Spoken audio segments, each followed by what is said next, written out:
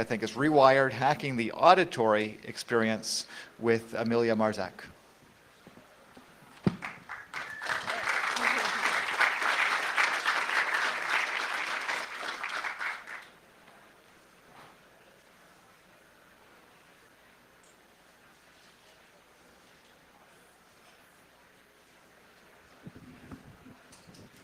Hello. All right, you can hear me.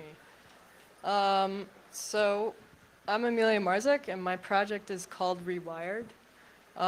It's a helmet that takes in sound from the environment and translates it into vibrations, and they're conducted through the skull and interpreted as sound by the inner ear. It's based on my own experience with losing hearing in one ear due to a tumor, and wanting to begin an experiment in the realm of DIY medical technology. And I wanted to consider less invasive methods for augmenting hearing.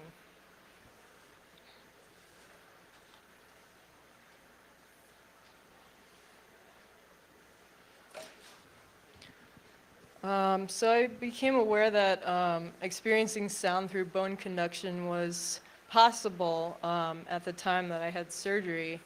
And one of the possible ways to fix monophonic hearing is to drill a screw into your skull and attach a receiver to it so that sound waves are converted into vibrations in the skull.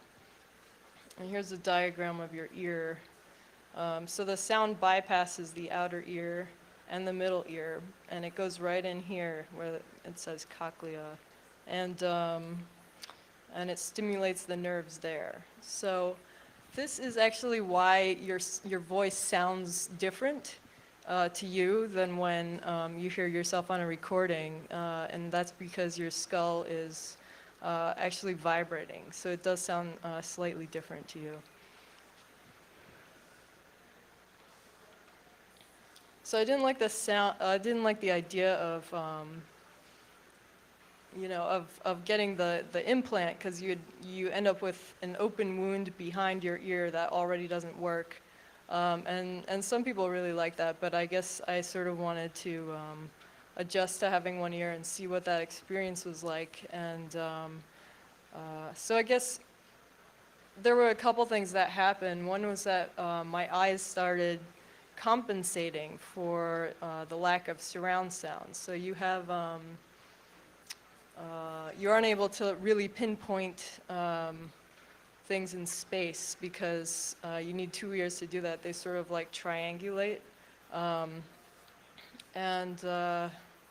So when I walk into a room, it's like my eyes just like take it in like a millisecond and sort of remember where all the items in the room are. And so then when I hear a sound, it's sort of, my brain sort of maps it to whatever I saw. And this works like most of the time, and sometimes it doesn't. Like I had a friend who was, I saw him upstairs, and then a little while later I heard his voice and I thought he was still upstairs, so I looked up, but he was actually like, coming at me. And that's because I had remembered where I last saw him in space.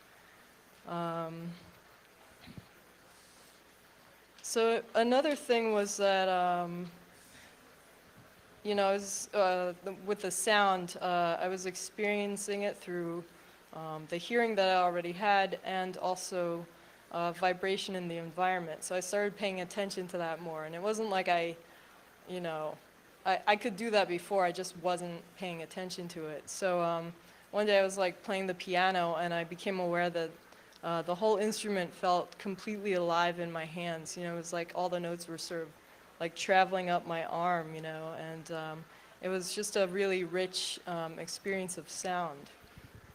So then I decided to start messing around with that technology, and to adapt it into a helmet, to sort of share that perception with people, and also like as a tool to just test it, on myself and see, if that was useful. So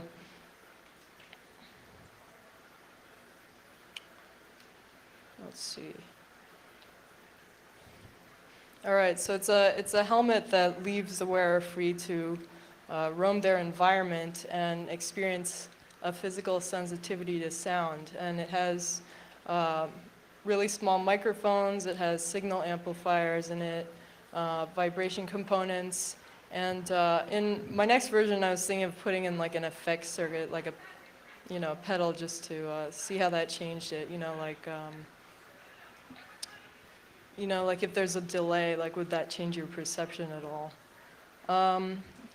And it adjusts to any head, because it's like a adjustable helmet. And I'm gonna put on dials so that you're also able to sort of control what you're hearing. So these are some of the pictures from the process. This is like, yeah, I made this sketch like right after I lost my hearing, because I became aware of like,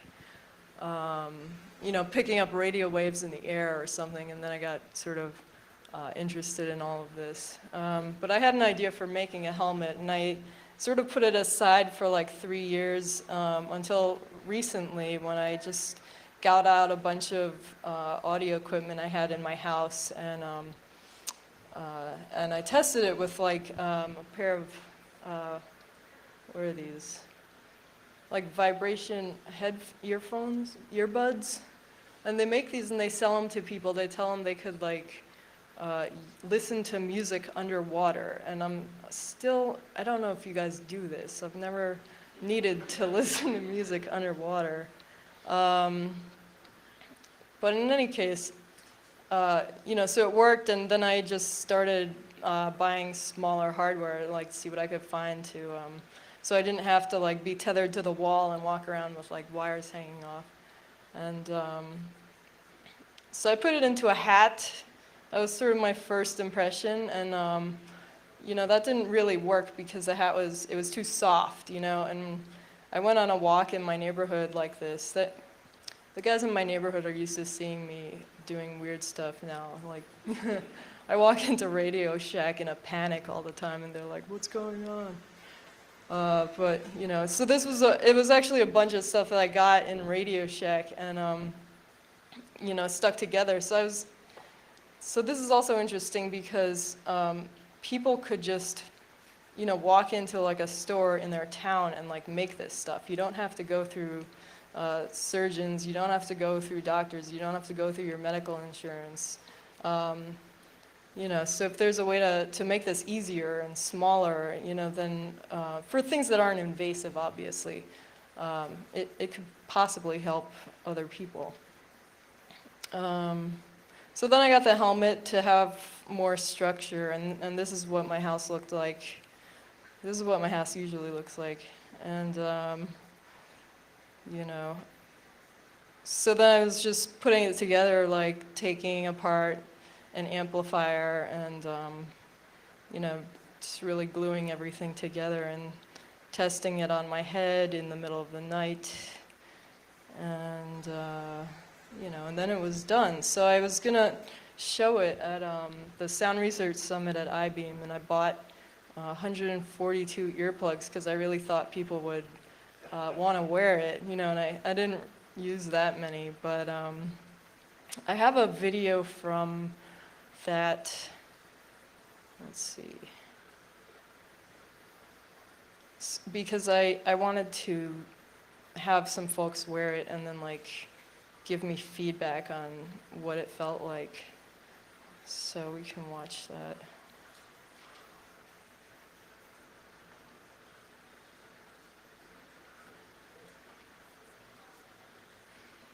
And the beginning is just me talking. I've seen enough of that. Wait. Oh, you know what? We need sound.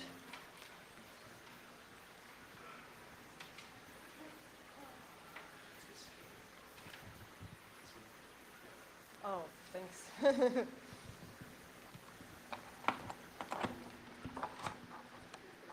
And now we need video.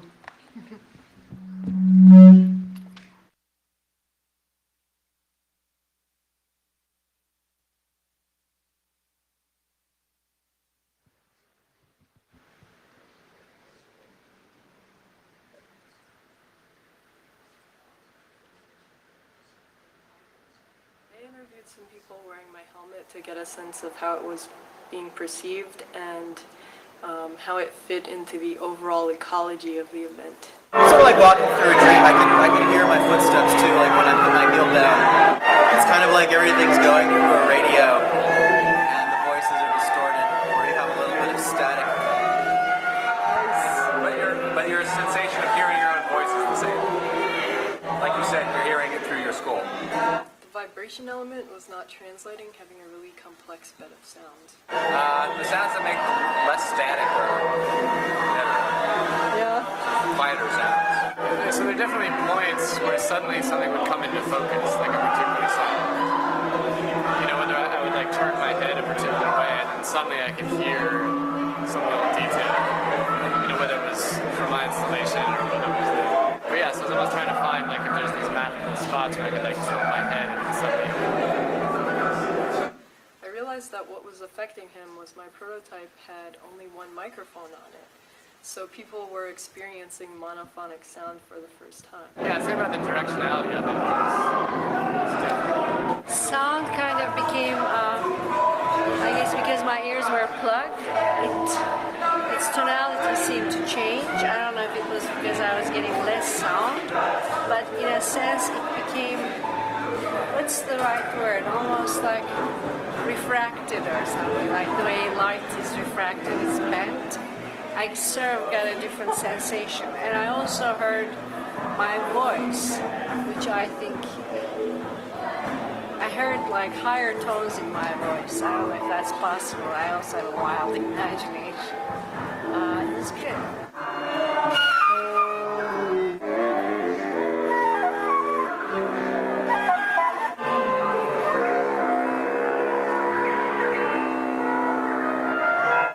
A lot of the things that I hear right now were gone, and I was just, but I had a acute sense of some things that I wasn't hearing so well.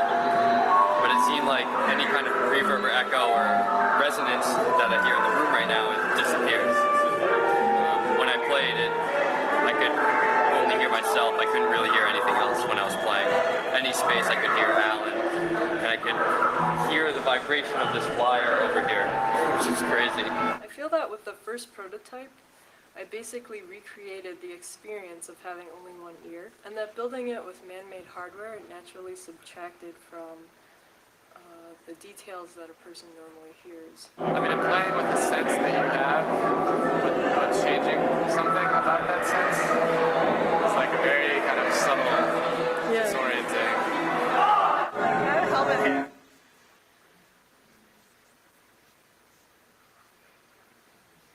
All right, so I'm going to be running a demo of this for a week in October. So I don't have it with me today. I'm getting it ready, and I'm going to be doing it outside of the New York Eye and Ear Infirmary on 14th Street as part of the Art in Odd Places Festival.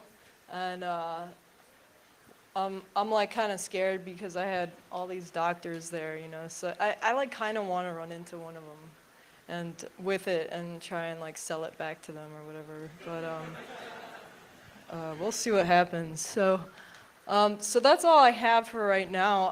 I don't know if you guys had questions. I was interested in like if, you know, how you guys feel about that, or if you know anyone who's had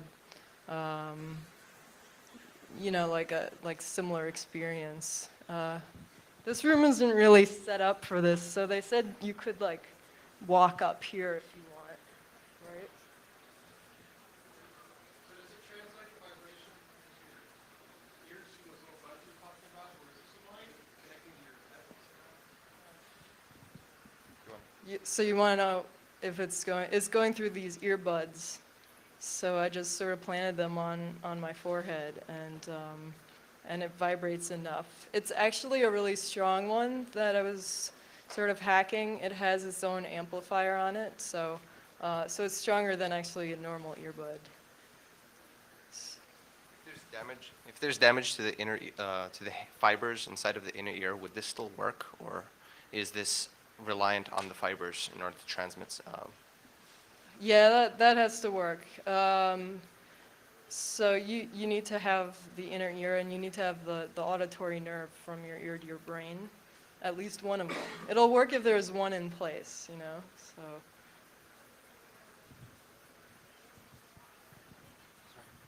Have you considered non-auditory input, like ranging from an ultrasound or different types of senses that could be mapped into an auditory signal? That might make this a totally different project. I don't know. There was a biorhythm exhibition last summer where they had these, like, you know, like a sonic bed. You could get in the bed and it would, you know, sort of envelope you in sound or whatever. So, but yeah, I'll see what I come across. Do you have any ideas for like what you'd want to experience? Well, I think, well, my wife actually is blind, and so we're always very interested in ways to get haptic feedback for certain things. And so a range finder mechanism might be of interest. So you could sense a room and amplifying your hearing. Again, so she relies very heavily on her hearing in a different way to you do, but she still has to do all these tricks about navigating a space and the relationship between what sight she does have and her hearing and so on. So.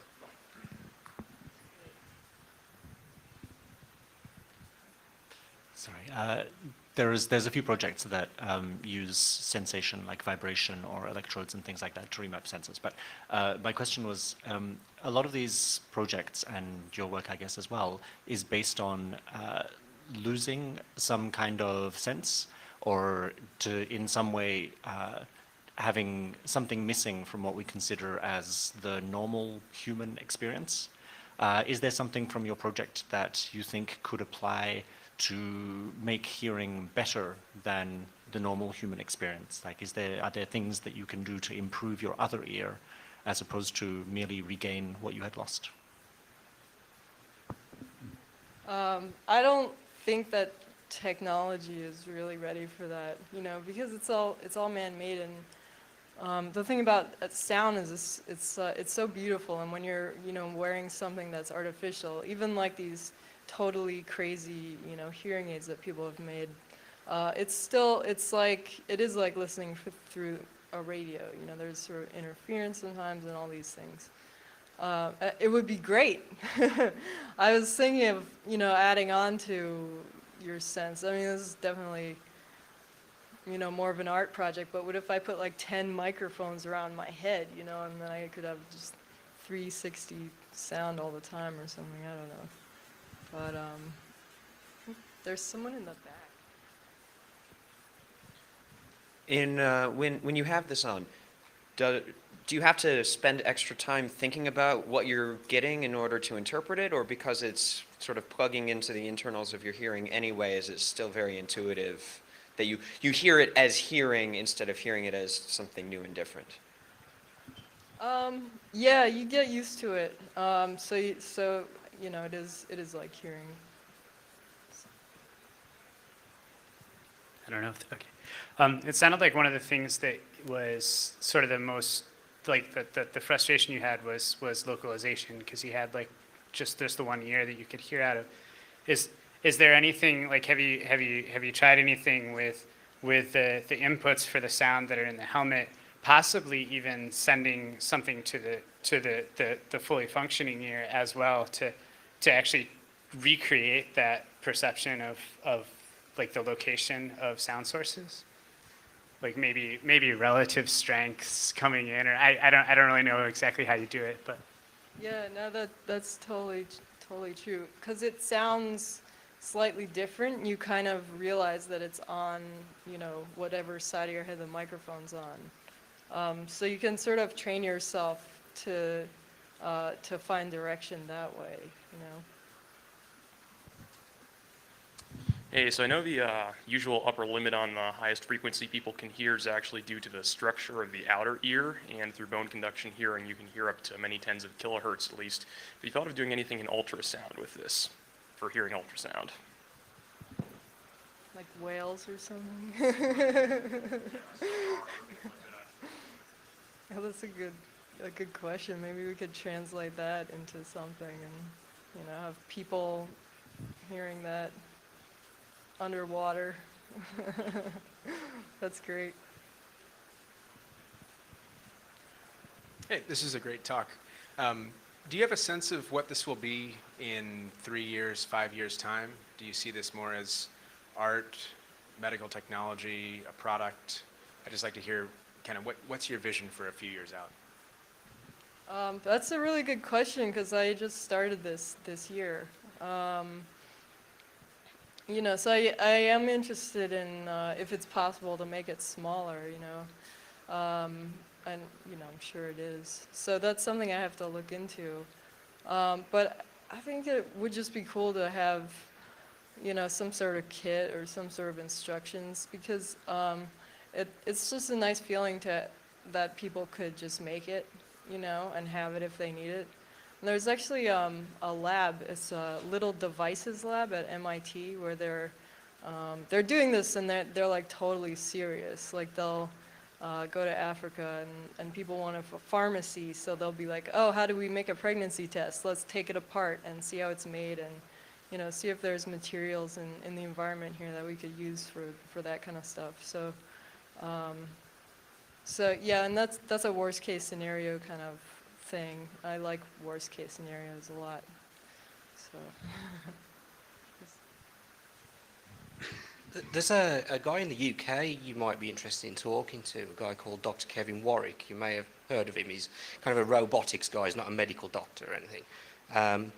But I went to a lecture at his, I don't know, maybe 12 months ago, and he's doing similar things, particularly with ultrasonics that someone mentioned earlier,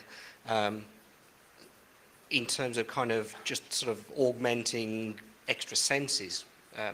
So some of the work he's doing is sort of implants related, but a lot of it's sort of external, you know, conducting vibrations, similar to this. So might be worth looking that guy up. Okay, what's his name again? Dr. Kevin Warwick. Okay. I'll write that. Yes, excellent. Hello. I think you have a totally cool idea. And is it necessary for your entire head to be encapsulated? Could you have like a super cool futuristic headband sort of thing that just goes all the way around? Or does it have to be in a helmet? Yeah, it doesn't have to be in a helmet. You know, that was just sort of, you know, a test to just get the thing working and be able to have this wireless thing that I could go outside and wear and, you know, just see how it felt. So yeah, I mean, would you wear a futuristic headband? Yeah. It's a good wearable question. I mean, you know, augmented reality people are putting, you know, LED screens in glasses. Well, why not augment your hearing too? I think that would be a totally cool idea, and I would buy it if it's a really cool headband. Nice. I'm wondering how often do you wear this? And outside of like the proof of concept, like how has this changed like your everyday interactions with people and like the social side of things? Yeah, I don't wear this normally. It's, you know, it's definitely a test project, and so I sort of wear it when, you know, it feels like a performance, or you know, if I'm doing a demonstration or something like that. Yeah, it has a really performative aspect to it because I really don't need to be wearing a big helmet in my daily life, but I mean, maybe I should go to work like that, you know? Actually, when I had surgery, I was thinking about this. I wasn't supposed to get hit on the head because they had like cut a hole in my skull and it takes like 6 weeks to heal up. So I was thinking this is like a really good post-surgery sort of project where it's like, you know, you've just come out and you're like, fuck, I can't hear in one ear and I'm not supposed to get hit on the head. You know, I don't know if anyone would go for that, but it was a thought.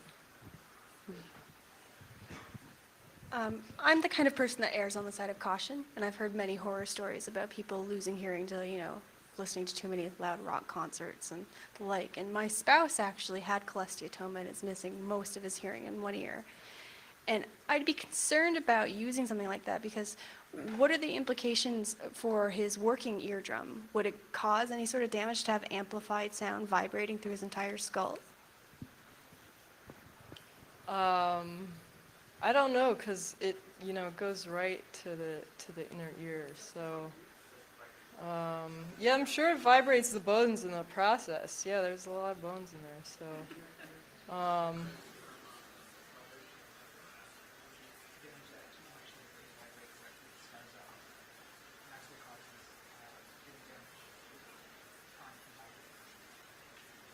well, it would be interesting actually to see, like, the stuff that's on the market, like the ones where they like totally implant it into your head.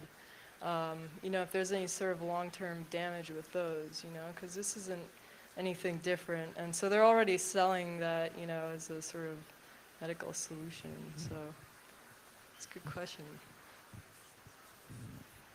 You mentioned that it has a microphone, at least one, if not two. Microphones are very affected by sort of what's around them or how they're placed. So I wondered if you experimented at all by putting, say, like a parabolic mic, and if you could you could carry it with you, or you could point it in different directions, or you could even, since it can be wireless, you can leave the mic somewhere else, like drop it near a stage or something. Or you were talking about things to hear. You could put a heartbeat sensor on your mate and hear their heartbeat, perhaps, or something. You should call me up. We could work on this.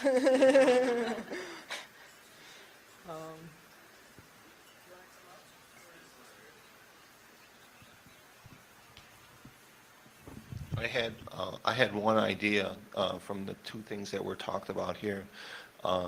If you can hear higher frequencies through like bone conduction, maybe you can like make an ultrasound thing that would maybe help that guy's wife see by like a bat through ultrasound conducting. So there's a project for somebody to think about. Excellent, yeah. Yeah, they're gonna have this whole thing in Central Park where people are hanging out with bats in next week, actually. Maybe you should check that out. Because I have to look this up. This ultrasonic thing keeps coming up, I think it's on Wednesday or something. It's some sort of bat walk or whatever in Central Park.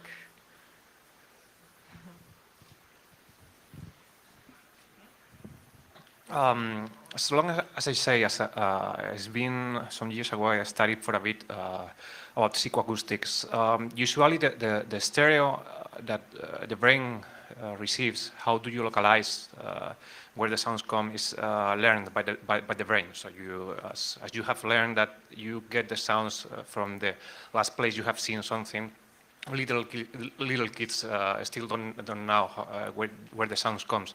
So maybe if you only got sound through the school, just through one ear, and you leave your fine ear uncovered.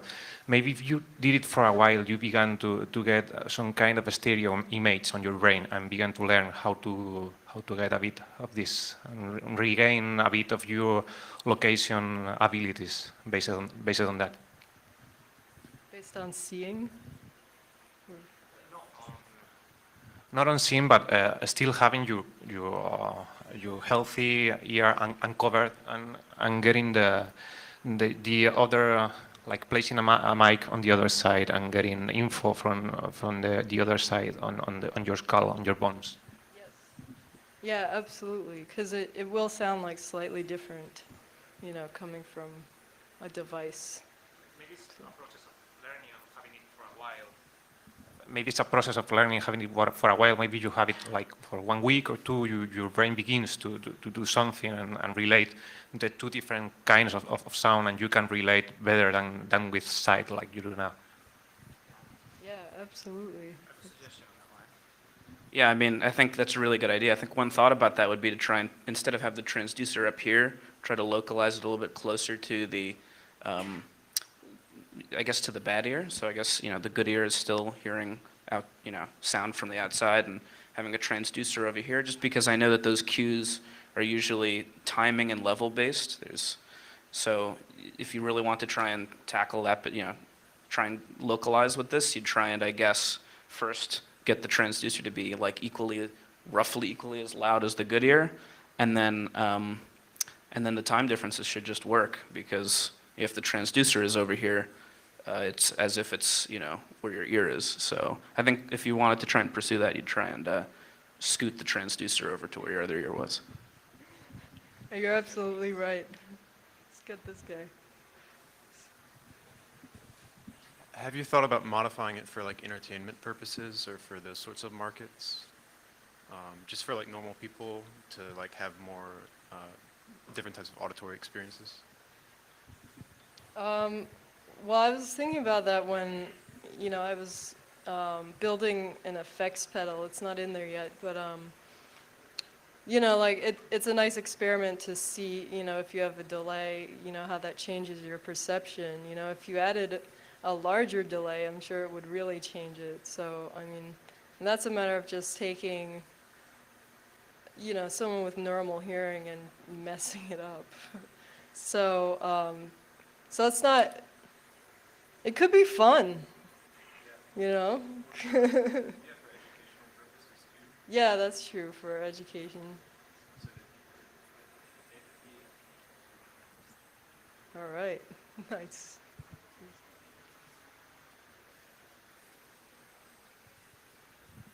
I understand that this is primarily a device for you to gain back some of your ability, and like was said earlier, I completely understand that. I've been in that position. I've had 5 surgeries on my ear.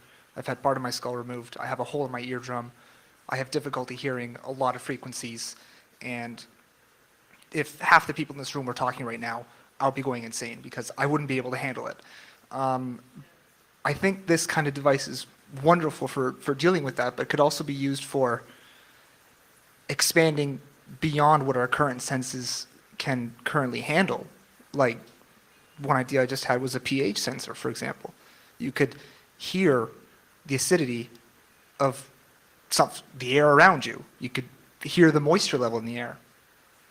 And I think that'd be a great way of expanding upon our basic senses and allowing us to experience the world and learn from the world in new ways.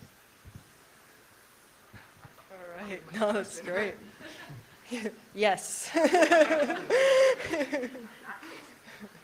Sweet. All right. All right, come